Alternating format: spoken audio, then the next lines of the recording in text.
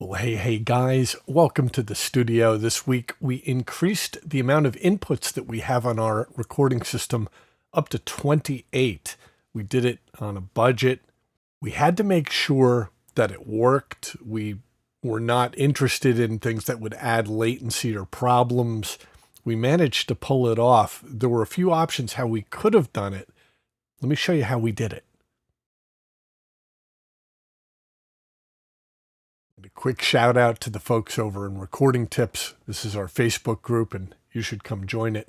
They helped walk me through how I could possibly have done this. They totally nailed it. Here's a quick look at why we needed to do this. We recently added a drum set over here, and I have 9 microphones on it. And I was going into an interface that had 18 inputs on it, but with all the other stuff going on in the studio, I ran out of inputs. I could have used a couple more. I decided to add 8. And this is what it looks like over in Ableton. This is my input selection screen. And you can't tell that there's 2 interfaces in play here, but you see a total of 28 inputs on it. That's a lot more than the 18 that we had from the XR18. And this is what my desktop looks like. I have my 2 top screens which run Ableton, and the bottom right screen is the control for the XR18. And the XR18 is actually over here on the left side of the desk. And you can see those inputs were pretty well swamped. And here's how you set this up on a Mac. Just go to the search bar up top, type in the word MIDI. Type in the word MIDI, and there's audio MIDI setup. Okay, on my system, you can already see that I have this set up with an aggregate device, but to add one, there is a plus sign down here in the bottom left. Click that, and at this point, it would allow you to create an aggregate device. Once I do that, I just need to tell it the devices that I want combined. Now, in my case, I already owned the Behringer XR18. The product that I purchased was a Behringer UMC1820, and there was a great question on the message boards. Does it have to even be the same brand? Evidently not. In my case, they're both Behringers, but I've watched videos with people doing this from a variety of manufacturers, but here's something that does need to match. When I'm looking at the XR18 here, I'm looking over on the right-hand side and it says format 48K. You have to match that. Here's my UMC 1820 in the format, also 48K. And at first I didn't know that, and I didn't realize the 1820 was at 44.1 instead of 48. And when I listened back to the tracks, some of which had come in through the XR18 and some of which had come through on the 1820, and there was all kinds of misalignment and timing issues. And on a drum track, you don't want that. Okay, so if I now click on aggregate device over on the left-hand side here, you'll see a list of all the potential things that might manage audio on my system. Check your main interface first, and then just put a checkbox next to whatever you want to add to it. And check this out.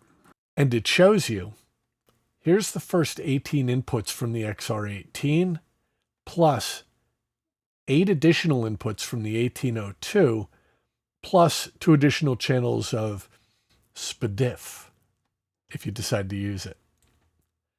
As far as output channels go, well, here's my 18 outputs from the XR18, and here's all the extra outputs from the 1802. One other quick thing to mention is this. The numbers underneath here are the numbers for the channels as the Mac is going to recognize them going forward. So for example, this number 19 right here, that's actually input 1 on the 1802. And you can see I go up to 28 inputs here, and I also go up to 30 outputs here. But you need to keep in mind, where does one interface end and where does the next interface begin? Because when you run an aggregate device, you'll just see 1 through 28. It won't tell you the actual source for it anymore. And now I'm back in Ableton again. I wanted to show you the screen one more time. This is my input configuration in preferences. And you can see I have 28 inputs here. Some of them I use as stereo pairs. For example, right now I'm using input 1 and 2. I also use stereo on the overhead mics on the drums that come in on the 1802. So I don't have them ticked off as mono. For mono inputs, these are pretty much the aux sends of the XR18. However, they don't have to be. And I'm going to take you over to the XR18 control screen in a moment.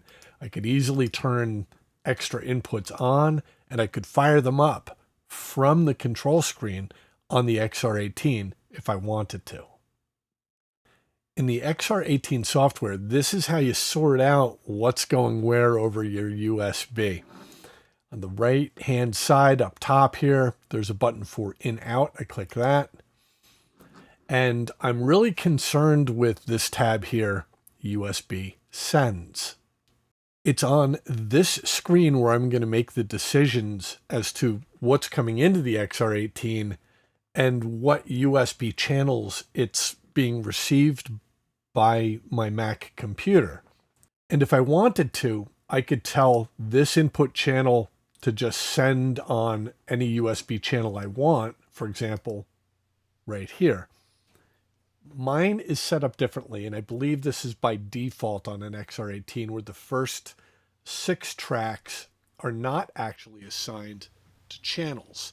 Instead, they're over here set on buses, 1 and 2, all the way up through 6.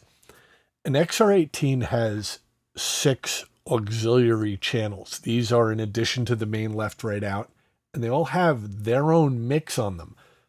Let me show you. So here's the main mix screen on the XR18. And I have highlighted main left, right, and you can see any channels that I have brought up right now. That's what I'm actually hearing through my speakers or through my headphones. However, for video recording and when I do Zoom or something like that, I'm over on these auxes, and these are labeled bus 1, 2, 3, 4, 5, and 6. I happen to have bus 1 and 2 stereo linked. And when I click on that, you can see, well, here's my microphone that I'm talking to you on. This is my NT1 mic that you often see in the screen with me. I also have auxiliary up, which is if I wanted to show you like a clip from a YouTube video or some other audio source on the computer, you would actually hear that on this recording. Those are the only things I have up.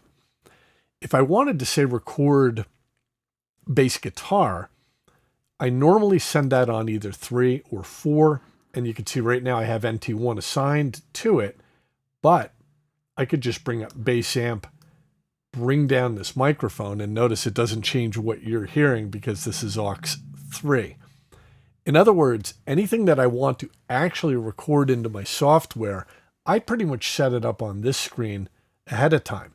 And the only real exceptions to that would be the individual drums. But let me show you that. For example, I'm running 9 microphones on my drum kit, and my new interface, the 1802, only has 8 inputs on it. So one of them, the hi-hat mic, had to be on its own channel on the XR18 still. Well, I just did it this way. I run the hi-hats over here on channel 8, and I know I'm not going to have a conflict with my auxiliary buses on any channel that's higher than 6. So I run the hi-hats on channel 8. I also run my bass amp here on channel 7, and they will never be in conflict. And I want to just show you real quickly what it looks like, the actual hardware that we're running here. This is a Behringer XR18. It's been the heart of this studio for the past 3 years or so. Lots of physical inputs, lots of physical outputs. Right now they're going for just over $700. And for what this thing does, absolutely astounding at the price. I like the preamps on it. I love the routing on it. And it even has onboard effects. Every channel has its own gate, compressor, and EQ that I can either use just for monitoring, or I can track it with those effects in place. Plus, it has 4 internal effect sends and boutique effects like fancy reverbs and more EQs and just kind of fancy plugins. These are not VST style plugins. What you get is what you get, but they're pretty darn effective. And honestly, I don't track with any of it. But if I have a singer that's like wants to listen with some reverb on while she's singing, I can do that, put it straight in her headphones, but track dry. And I don't have to go into the DAW and worry about adding latency or setting up a second track that has reverb on it just for her. It's all built into the unit. And this is what we added to the XR18 through the Mac aggregate device to get us up to 28 inputs. The Behringer 1802, you'll see it has 2 inputs on the front of it, but let me show you the back side. Here's 6 more physical inputs on the back for a total of 8. These are combination 1/4 inch or XLR, just like on the XR18. In addition to that, I also have line outputs should I want to tie this in with a console or an analog mixer down the road, which is kind of cool. And I love that it has 5-pin MIDI. In addition to it, it also has ADAT and SPDIF. And I want to talk to you about ADAT because this was a second way that I could have done this. And as a PC user for many years who recently switched to Mac, if I was on PC, I would be very interested in this. Okay, keep in mind on a Mac, this just worked through USB. ADAT is a little bit different. It is an optical connection, so it's fiber optic, and it links devices together, like daisy chaining them together. So, for example, this is kind of the big player right now. This is an Audient, and you can see that the setup on this thing looks kind of very similar to the 1802 Behringer. There's 2 inputs on the front of it. Let me show you the back of it. 6 additional inputs, and again, these are combination 1/4 inch and XLR, but over here you're going to see ADAT, optical connections, and not just one of them, 2 of them, in and out. And what that means is if I bought 3 of these devices, let's say, and put a stack of these Audient Evo 16s in my studio, I could make one the main interface. I could come out of the top 2 Evos and plug them both into the bottom Evo, and it would be receiving ADAT information for a total of 8 channels each, in addition to its own 8 channels, bringing me up to 24 inputs. That's very nice. There's a couple of advantages and disadvantages to running it in that manner. First off, I believe it caps at 24 channels if you do it that way. 8 plus 8 plus 8, because I don't think they really have devices that I'm aware of that give you more than 2 ADAT inputs on them. Also, ADAT is limited to 8 channels at a time. So there are no devices that over a single fiber optic cable are ever going to provide you any more than 8 channels. Also, you're dealing with a little bit of a dated technology. The ADAT light pipe has been around for decades, and it hasn't really changed. And it tends to be solid, and it has great audio quality, and it tends to work. But occasionally you might run into a hiccup here and there with it. The second issue that I have with this is the cost. These things are $550 a piece. So let's say I bought 3 of them. I'd be looking at $1,650 to get into 3 of these. And I could probably recoup some money by selling my XR18. I know used, you can still get a few $100 out of them. They are pretty sought after. But I already owned the XR18. And I was able to add the Behringer 1802 from Sweetwater. They had a demo model for $255.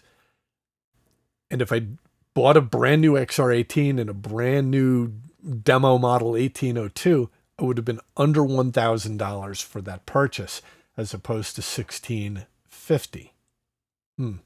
Since I was a PC guy for many, many years and I've only recently switched over to Mac, and I can tell you, on a Mac, setting up an aggregate device was over in minutes. Everything was immediately recognized. All my channels lined up. All I had to do was label them. This is the hi-hat channel. This is the floor tom channel. And it showed up in Ableton perfectly every time. But I do come from the world of PC. Back when I was on PC, I did some research on this, and it's called the same thing. It's how to run an aggregate audio device for a PC. Now, a lot of times on PC, we like to use ASIO drivers. We like them because they're stable, and we like them because they're low latency. The issue is an ASIO driver really cannot be run as an aggregate. And so there's other types of drivers that you need to look at. For example, Wasapi. A Wasapi driver kind of can be aggregate. And so you can combine multiple units over USB. And that's instead of using ADAT. There are issues with this. The timing, the clocking. And not to say you can't run into that problem on a Mac, because evidently you can. I didn't. So some people will need to add like a master clock over a connection they call BNC. And that can happen to you on a Mac, but for me, it was not an issue. And from what I understand, with a lot of the modern equipment, and if your Mac is one of the more modern system on a chip M1, M2 units, you don't really have the clocking issues anymore. And so for me, it wasn't a thing. But on a PC, not only can I not use the drivers that I want, I have to use kind of like a sketchy Wasapi driver, which should work. And I would probably need to use like a third-party software to build the aggregate out of it. And if I'm dealing with things that come from a couple different brands, and then I get involved with like clocking issues and that kind of stuff, it becomes a headache very quickly for a PC user to try to do this. Can it be done? Yeah. Is ADAT a better choice on a PC? I would definitely say so, because it's still coming in as a single interface over USB. It's doing all the combination of the ADAT units in the interface. And so it doesn't rely on you doing any funny business with your drivers or weird third-party software. You can still use great drivers and just use ADAT. So here are my final thoughts. In this instance, I am very glad that I switched over to a Mac. And I do still use the PC for a few things here in the studio. But the new Mac stuff, wow. It's just wow. It just works. No drivers, no problems, couple clicks, and now I got 28 inputs. And I was able to do it without resorting to ADAT. And I was able to do it without spending a lot of money. It cost me about $255 to do this upgrade and get one of those demo model 1802s in here. And it worked. Also, this discussion was possible because of the help that I got over in our Facebook group, Recording Tips, which you should come join. The information that I got prior to me making a purchase and the direction that I went into was very, very valuable. A lot of this stuff is not easy to research online, but the amount of information from producers and home recording guys that have been through this really helped me out. You should come hang out with us over there. Anyway, we got a lot of work to do. Let's get to it.